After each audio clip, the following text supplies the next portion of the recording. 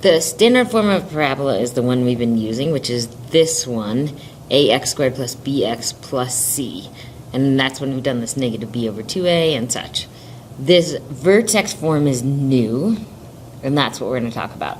So notice it's x minus h squared plus k. And we've got the same a as we had before. Okay, so this hk is the vertex. So either we've got a vertex here, or we've got a vertex here, with an opening up when a is positive and an opening down when a is negative. And if the vertex is hk, of course the axis of symmetry is x equals h. Okay, note that the x minus h is part of the formula, meaning that if the equation looks like this, x minus 1 squared plus 3, the vertex is 1 comma 3, because that minus is part of the formula. If we put a plus 1 here, that's a minus negative 1, so our vertex is negative 1, 3. Okay, it doesn't work that way with the k. The k is supposed to be a plus. So here, we've got a negative 3 in the last part, and that gives us a negative 3 for a y-coordinate, and the same thing here. The same thing's going on with the x-coordinate as before. Alright, so here's an example. What is the vertex of y equals negative 2 times the quantity x minus 3 squared plus 1, and does it open up or down? We should be able to see it opens down for sure because of this negative 2 as the a.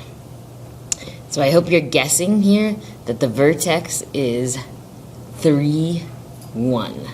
We can see that by graphing it. So remember the equation was y equals negative 2 times x minus 3 squared. So I'm going to put that caret, the thing above the 6 on your keyboard,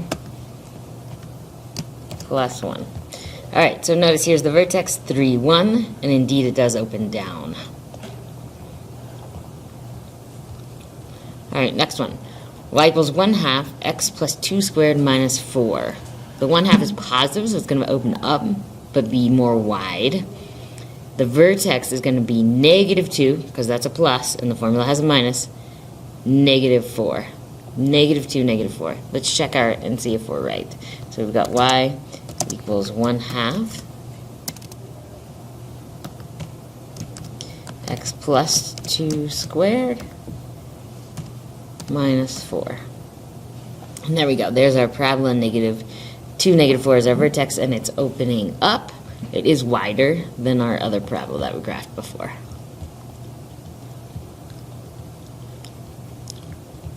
Okay, this seems not to have an a, which means we can assume the a is 1. Plus 1 here tells me that's going to be a negative 1 and a positive 3. So negative 1, positive 3 is what I'm looking for. Let's check it.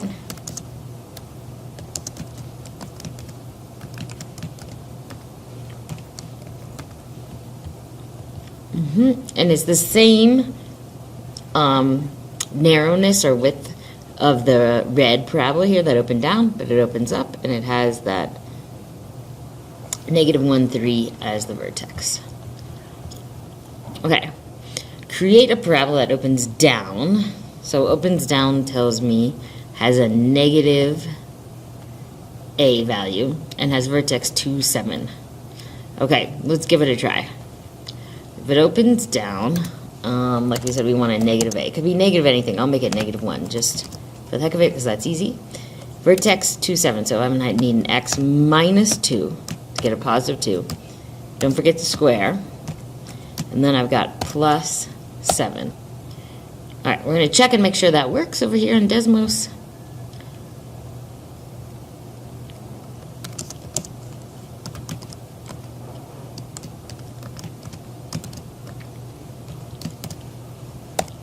Okay, opens down, has the vertex 2, 7. So we did it.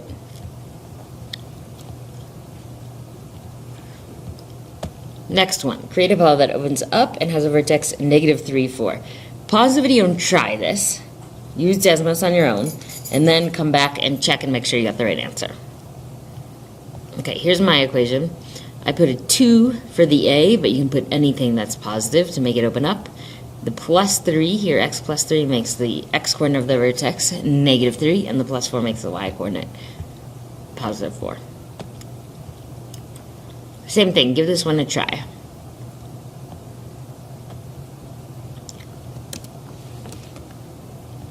Okay, hopefully you got something a little bit like this, where you've got a negative x value, a negative a value, could be anything, and then x plus 3 quantity squared minus 1. Alright, here's how you can practice this more. You decide if you want the parabola to open up or down, and what you want the vertex to be. Write down an equation that you think is going to work on a piece of paper, and then test it.